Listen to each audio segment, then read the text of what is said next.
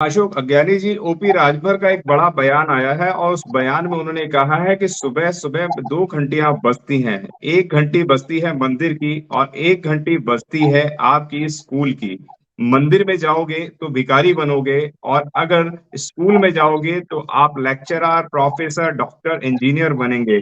इस तरीके के विवादित बयान को किस नजर से देखते हैं, क्या कहना चाहेंगे? मीडिया इसको बड़ा ट्रोल करके दिखा रहा है कि ओपी राजभर का बेबाक बयान। क्या आप किस नजर से देखते हैं इस बयान को? जबकि कावड़ का समय चल रहा है, मैं आपको बता दूं कि कावड़ का नहीं, समय चल रहा है। इस वक्त छोटे छोटे बच्चे, बड़े बूढ़े बुजुर्ग, महिला, बच्चे, तमाम लोग इस वक्त कावड़ को लेकर आ रहे हैं। ईश्वर की साक्षात कृपा होगी, मनोकामना पूरी होगी, सारे पाप दूर हो जाएंगे। क्या कहना चाहेंगे सर? देखिए, मैं ओपी राजभर जी के मैं इस बयान का समर्थन करता हूं, क्योंकि बाबा साहब, मुझे पता है कि अगर बाबा साहेब अगर वो मंदिरों को घंटी बजा लेते और वहां पर बैठते, पूजा पाठ में जुड़ जाते और इन भगवानों से मांगते वो कि भैया मुझे कुछ तरक्की दे दे, कुछ नौकरी दे दे, कुछ कर दे, तो कुछ मिलने वाला नहीं था। कोई हासिल चीज नहीं होने वाली थी, कोई आजादी नहीं मिलने वाली थी, कोई पीने का पानी नहीं मिलने वाला था, कोई अधिकार नहीं मिलने वाले थे।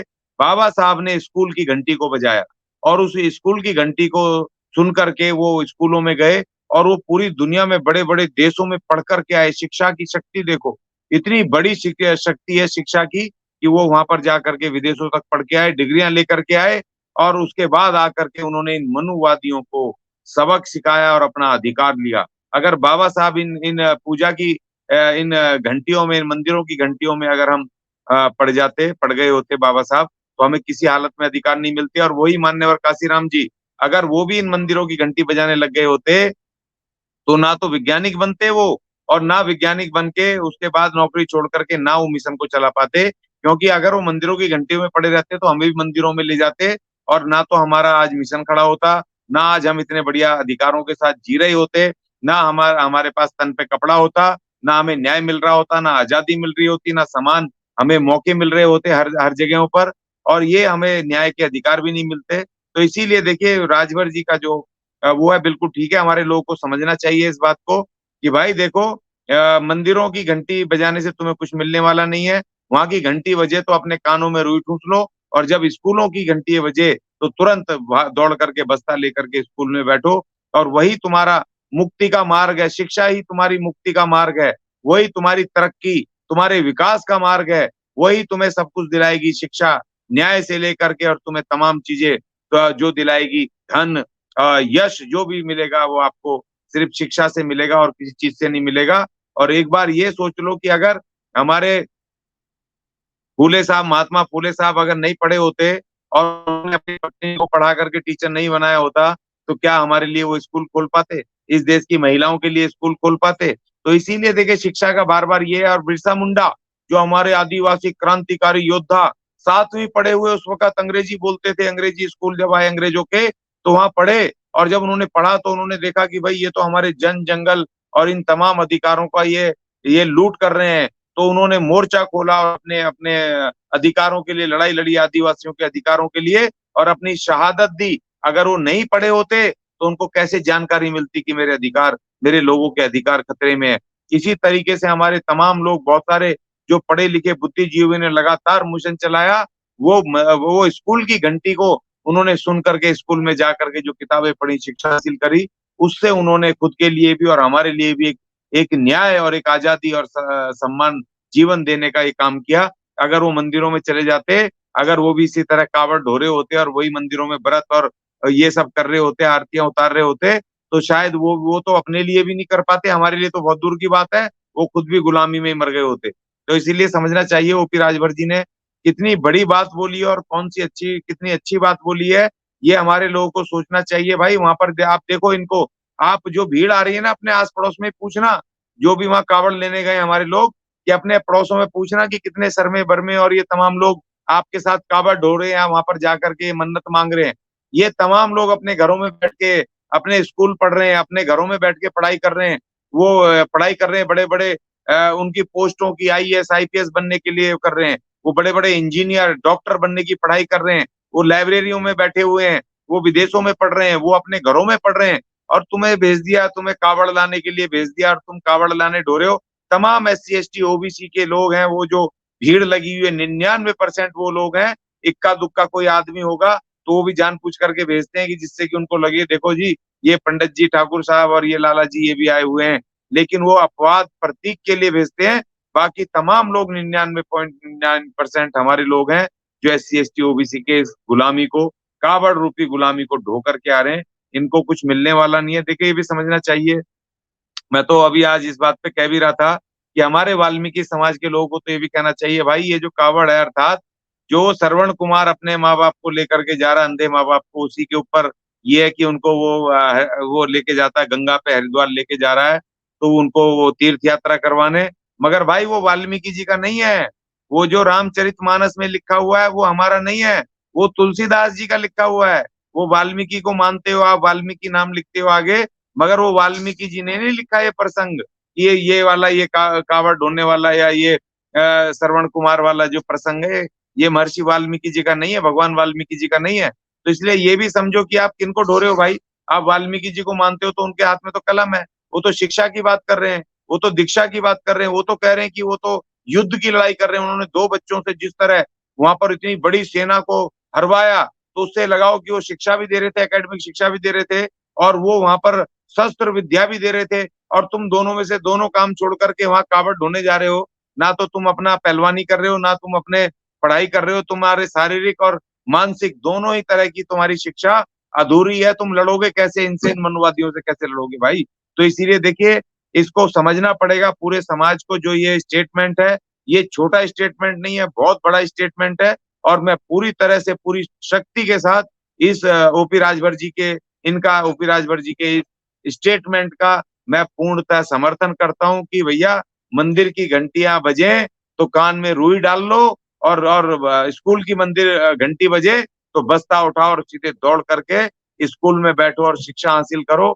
वही तो मातृ का मार्ग है। और ये तुम्हें हमारे महापुरुषों ने बताया भी है, हमारे बिरसा मुंडा से लेकर के महात्मा फुले से लेकर के बाबा साहब डॉक्टर भीमराव अंबेडकर, मान्यवर काशीराम और बहन कुमारी मायावती, ये तमाम लोग जो योद्धा लड़ रहे हैं हमारे लिए और लड़ चुके हैं, ये सिर्फ शिक्षा की बदौलत लड़ रहे हैं। मंदिर की घंटियों से नहीं अट्रैक्ट होकर के उनसे नहीं जीत पाए, ये स्कूल की घंटी से अट्रैक्ट होकर के स्कूल गए और तब ये शिक्षा रूपी शक्ति से इन्होंने हमारे लिए लड़ाई लड़ी और हमें संविधान दिया, अधिकार दिए और बचाया भी इसी शिक्षा से जा सकता है और कोई रास्ता नहीं है।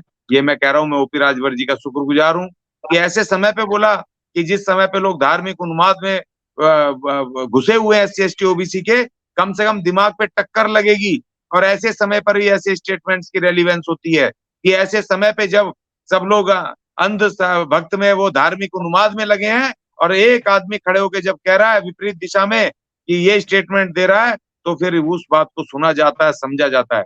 आज नहीं समझेंगे तो आज के दिन समझेंगे, जब जब गुलामी आएगी जब तो समझेंगे, तब तो कहेंगे कि हमारे लोगों ने क्या कहा था। और बाबा साहब ने कहा था अगर आप शिक्षित होकर के अगर आप ईमानदारी की बात नहीं करते हो, अगर आप सही बात नहीं करते हो, तो इसका मतलब ये है कि आप धोखा कर रहे हो अपने समाज से। तो ओपी राजभर जी ने जो कहा है बिल्कुल स्टिक कहा है। क्या कारण है, वह कौन से लोग हैं जो बोलते हैं कि सभी मनोकामनाएं पूरी होती हैं अगर आप ईश्वर के परमात्मा के चरणों में अपने शीश को नहीं नवाएंगे, आपकी कोई भी मनोकामना नहीं होगी, आपके सभी कष्टों का निवारण होता है हरिद्वार जाकर आपको कावड़ लाने से। इस तरीके की बातों को कौन बढ़ाता है, वह हमें बताएं। हमें तो मनो को सर झुकाने की तो बात अलग है, हमें तो इन मंदिरों में जाने पे प्रतिबंध थे।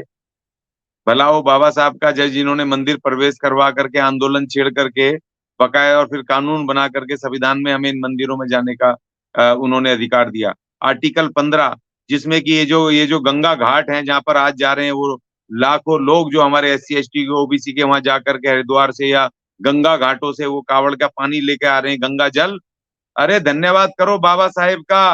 आर्टिकल 15 पे उसने उन्होंने लिखा स्नाना घाटों पे जहां पर भी जाने का अधिकार दिया आर्टिकल 15 में अनटचेबल्स को, वहां पर जाति के आधार पर कोई किसी को रोकेगा नहीं। तुम जब वहां डुबकी मारते हो ना तो वहां पर जय भीम बोलो चिल्ला करके, क्योंकि वो डुबकी तुम्हें लगाने का अधिकार जय भीम ने दिया है, बाबा साहब ने दिया है आर्टिकल 15 में। तो इसीलिए जो जो बाबा साहब ने जो जो संघर्ष करे, तो ये जो हमें जो भगवान के आगे सर झुकाने के लिए कह रहे हैं, उस भगवान ने भी हमें कभी नहीं कहा कि भैया तुम आ जाओ मेरे पास, मैं तुम्हारा भी भगवान हूं, तुम आ जाओ, तुम मेरे मंदिरों में आ जाओ। यहाँ तक कि अगर हम गलती से, ये था इनके मनुस्मृति में कि अगर कोई अछूत, कोई शूद्र अगर गलती से कोई इनके भजन कीर्तन सुन ले, इनके इनके उस सत्संग को सुन ले, तो उसके उसके कानों में पिघला हुआ शीशा डलवा दो। और अगर कोई उसका उच्चारण कर दे, इनके मंत्रों का उच्चारण कर दे, कोई कोई अछूत या शूद्र, तो उसकी जीभ काट दो। और अगर कोई गलती से बैठ जाए तो उसके पीछे से उसके वो काट दो, तो बैठने की जगह को काट दो। ये तमाम इतने सारे घोर प्रतिबंध, ऐसी कड़क सजाएं जो कि दिल दहल जाता है कि वहां पर उस वक्त अगर उन लोगों के बीच में साथ में हमारे पूर्वजों के साथ इस तरह की घटनाएं हुई होंगी, तो किस तरह से उन्होंने सहा होगा, कैसी यातनाएं सही होंगी। जब जब वो हमारी संगोली, क्या नाम है उसका, जो उसको तन छातियों पे धरने, महिलाओं को ढकने तक का अधिकार नहीं था, उसपे तक प्रतिबंध था, स्तन नहीं ढक सकती थी, तो हमारी वो बहन ने वहां पर कर्नाटक में उसने उसने अपने वो स्तन काट करके और अपनी आहुति दी और प्रतिशोध किया। इनकी उसके टैक्स लेते थे, हमारे से टैक्स, हमारी माता बहनों से टैक्स लेते थे, स्तन टैक्स लेते थे, इनको शर्म नहीं आती। तो हम कौन से भगवान के पास जाएं? कौन सा भगवान हमें आशीर्वाद देगा? जो भगवान के पास जाने का भी अधिकार हमें बाबा साहब ने दिया, अपनी कलम से दिया है, इस संविधान से दिया है, वो तो बाबा बाबा साहब ने फोर्सफुली इन मंदिरों खुलवाए हमारे लिए, फोर्सफुली इन भगवानों के दरवाजे खुलवाए। तो ये भगवान हमें कैसे आशीर्वाद दे देंगे, मेरी समझ से बाहर है। ये कैसे मंदिर हमें हमें कैसे आशीर्वाद दे देंगे, कैसे हमारा कल्याण कर देंगे? क्योंकि अगर कल्याण करना होता तो भाई आजादी के 75 साल बाद भी हम तो करोड़पति हो गए होते, हम तो इस देश में हिस्सेदार हो गए होते, जमीनें होती हमारे पास बहुत सारी, हम तो बढ़िया बढ़िया नौकरियों पे होते, व्यवसाय होते, हमारे व्यवसायों में हिस्सा होता, इस देश के स्पोर्ट्स में हिस्सा होता, इस देश की फिल्म इंडस्ट्री में हिस्सा होता, इस देश की खेती की जमीनों में हमारा हिस्सेदारी होती। अगर जो इसके यहाँ के भगवान अगर हमें आशीर्वाद देते तो। नहीं दिया ना, इसीलिए तो हम आज गटर में मर रहे हैं, इसीलिए तो इनके लोग आज हमारे ऊपर मूत रहे हैं, इसीलिए तो इनके लोग हमारे, जो उसमें जय भीम का गाना चले हमारी बारातों में, तो उन पे पत्थर बजा रहे हैं। इसीलिए तो इनके लोग हमारी घोड़ियों इनकी घोड़ियों पे बैठने पे दूल्हे के, हमारे दूल्हे के, उसको उसको पीटते हैं, मारते हैं। इसीलिए आज इनके टीचर, हमारा कोई बच्चा, दलित बच्चा उनके मटके से पानी पी ले तो उसको पीट पीट के जिंदा मार देते हैं। और इसीलिए हाथरस की बेटी को जब ये मार देते हैं तो उसको पुलिस रात को 3 बजे उसको जला देती है, उसकी लाश को जला देती है बेशर्मी से। तो ये तमाम ये घटनाएं हो रही हैं, इसीलिए हो रही हैं।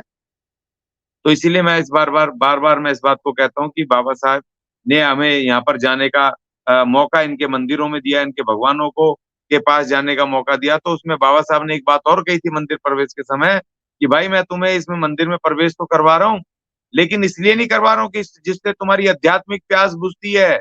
मैं इसलिए तुम्हें इसमें प्रवेश करवा रहा हूँ कि तुम्हारा मानवीय अधिकार है, कि तुम इस धरती पे मानव पैदा हुए हो, तो इस धरती के अंदर जो धरती पर जो भी है, जितनी भी जगह है, जितनी भी चीजें हैं, बनी है या तो बनाई गई हैं या बनी बनाई हैं, उन सब का उपयोग करने का, उनके अंदर जाने का आपको पूरा मानवीय अधिकार है। उन मानवीय अधिकारों के लिए मैं तुम्हें मंदिर के अंदर लेके जा रहा हूँ। इसलिए नहीं लेके जा रहा हूँ कि इससे तुम्हारी आध्यात्मिक प्यास बुझेगी, तुम पूजा पद्धति में मत पड़ जाना, तुम इस आडंबरों में मत पड़ जाना। बाबा साहब ने चेतावनी दी थी, ऐसे खड़े हो गए थे उस कालाराम गेट के सामने, नासिक जब मंदिर आंदोलन के जब प्रवेश किया उन्होंने, बड़े संघर्ष से जब उन्होंने प्रवेश किया, तो उसके बाद उन्होंने कहा कि भैया ये आध्यात्मिक प्यास मत बुझाना इससे अपनी, और इसलिए नहीं भेज रहा हूँ, इसलिए कि तुम्हारा मानवीय अधिकार है, तुम मानव हो और तुम्हें भी हर जगह हर एक मानव जहां जा सकता है वहां तुम्हें भी जाने का अधिकार है। तो इसलिए बाबा साहब की उन बातों को इन्होंने माना नहीं। अब लाइन लगा करके वहां पर जा रहे हैं, वहां पर पागलों की तरह,